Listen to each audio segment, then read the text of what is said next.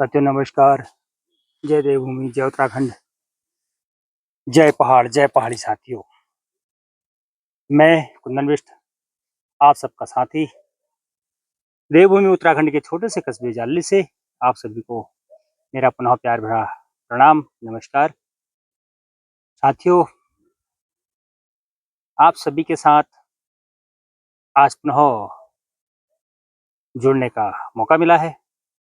तो साथियों, आज विषय है उत्तराखंड की वर्तमान परिस्थितियां, हमारी सरकार और बेरोजगार संगठन।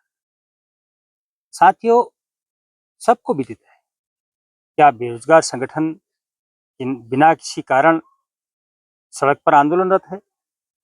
क्या अतिथि शिक्षक इससे पहले या हमारे जो शिक्षक इससे पहले जिन्होंने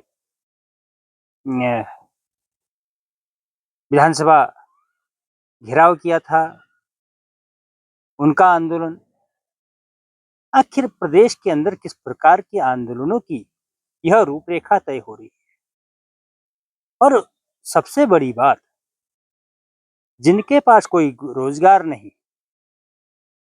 उनका अपना एक संगठन, बेरोजगार संगठन। क्या यह संगठन पहली बार उत्तराखंड के अंदर एक संगठन है जो बेरोजगारी को लेकर संगठित, जो उत्तराखंड के युवाओं के रोजगार की बात को लेकर संगठित है? उत्तराखंड सरकार द्वारा पोषित हाकम सिंह जैसे लोगों के प्रति संगठित है। उत्तराखंड की जो हमारी गंभीर सरकार, धामी जी की सरकार, जो अपनी पीठ थपथपाते हुए नहीं अघाते हैं, उनकी सरकार के द्वारा यह रचित कर्म, मैं जरूर कहूंगा कि यह सरकार के द्वारा पोषित और रचित क्रिया है। क्योंकि हाकम सिंह जब पूर्व में पकड़े गए तो उसके बाद प्रदेश के अंदर नकल विरोधी कानून और पुनः पटवारी भर्ती में वही हाकम सिंह की एंट्री, क्या यह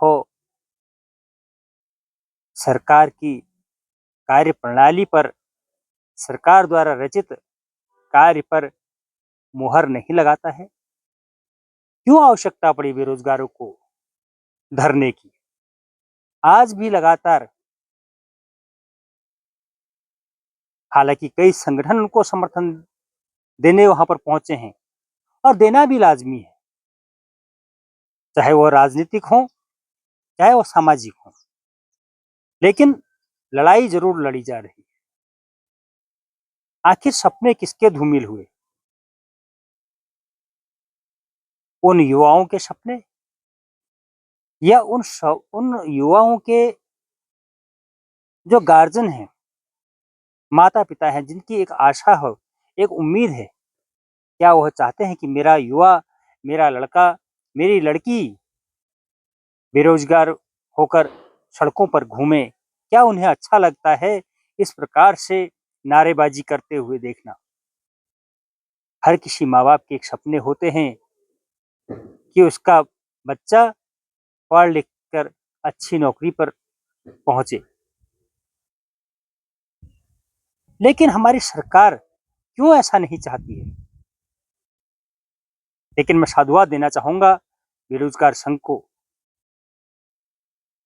कि आप हिमालय की तरह वहां पर अड़िग हैं, और मैं चाहूंगा कि उत्तराखंड बेरोजगार संगठन इसी प्रकार से संगठित रहकर हिमालय की तरह अड़िग रहें, ताकि ऐसी निकम्मी सरकारों को उखाड़ फेंकने का कार्य भी यही बेरोजगार संघ करे। यह वह युवा हैं जो उत्तराखंड का भविष्य, जिनको कहा गया है, जिनको हम कहते हैं कि उत्तराखंड का युवा ही उत्तराखंड का भविष्य है, इस देश का भविष्य है। क्या इस प्रकार का भविष्य है? क्या हमारी सरकारें हमारे युवाओं को इसी तरह का भविष्य देना चाहती हैं? ऐसे कई सवाल मन में कौंध रहे हैं, लेकिन इनका जवाब देगा कौन? क्या बेरोजगार संघ? क्या उनके माता-पिता या हमारा समाज या हमारी सत्ताएँ, दायित्व तो सबका बनता है। लेकिन वर्तमान परिस्थिति में सत्ता से यह सवाल होने लाज़मी है। मैं पूरे प्रदेश के युवाओं से यह निवेदन करना चाहूँगा कि आपका भविष्य क्या इसी प्रकार से उज्ज्वल होता रहेगा? क्या आप सड़कों पर लाठी डंडे खाते रहेंगे? क्या आपके माँ-बाप के सपने जो हैं इसी प्रकार से चकनाचूर होते रहेंगे? या आप चाहते हैं कि हमारे बाद आने वाली पीढ़ी का भविष्य खराब ना हो, हमारे साथ जो कंधे से कंधा मिलाकर चल रहे हैं उन युवाओं का भविष्य खराब ना हो, आने वाले 2027 के बाद किसी भी युवा का भविष्य जो है खराब ना हो, यह बदलाव बेरोजगार संघ को उत्तराखंड के अंदर करना होगा। बेरोजगार संघ के युवा इतना मादा उनको रखना होगा कि पूरे प्रदेश के अंदर एक बदलाव की लहर उनको लानी होगी।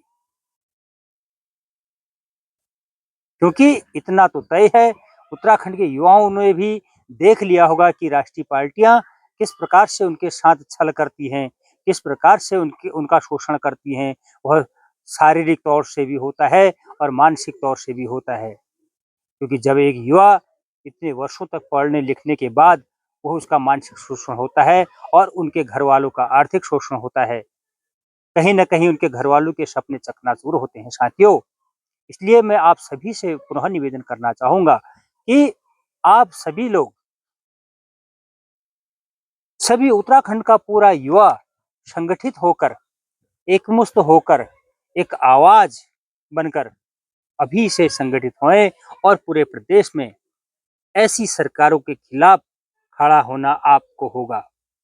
तभी यह बदलाव संभव होगा साथियों, बदलाव लाना ज़रूरी है। और उसके लिए मैं खुलकर कहना चाहूँगा कि क्षेत्रीय ताकतें ही आपका भला कर सकती हैं, क्योंकि उनकी सोच क्षेत्र तक है।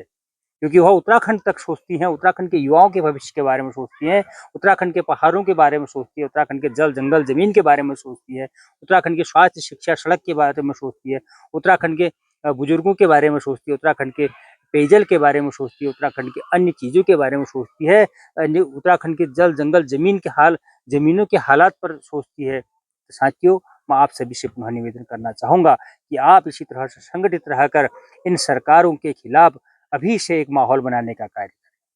क्योंकि 5 साल, 4 साल का समय हो चुका है, मात्र 1 साल का समय रह चुका है और ऐसी सरकारों को आपने देखा है। साथियों, इसी के साथ मैं अपनी वाणी को विराम देता हूँ। आप सभी से विदा लेना चाहूँगा, लेकिन चाहूँगा कि आप लोग इस वीडियो को शेयर ज़रूर कीजिएगा, ताकि उत्तराखंड का हर युवा जागृत हो सके, उत्तराखंड के हर वो माँ-बाप जागृत हो सके। तो इस वीडियो को अधिक से अधिक शेयर कीजिएगा, लाइक, और आप कमेंट बॉक्स में अपने कमेंट भी दीजिएगा, क्या आप मेरी बातों से सहमत हैं? इनका आप मेरे यूट्यूब के कमेंट बॉक्स में ज़रूर मुझे कमेंट कीजिएगा। इसके साथ ही जय हिंद, जय भारत, जय उत्तराखंड, जय पहाड़, जय पहाड़ी साथियों, नमस्कार।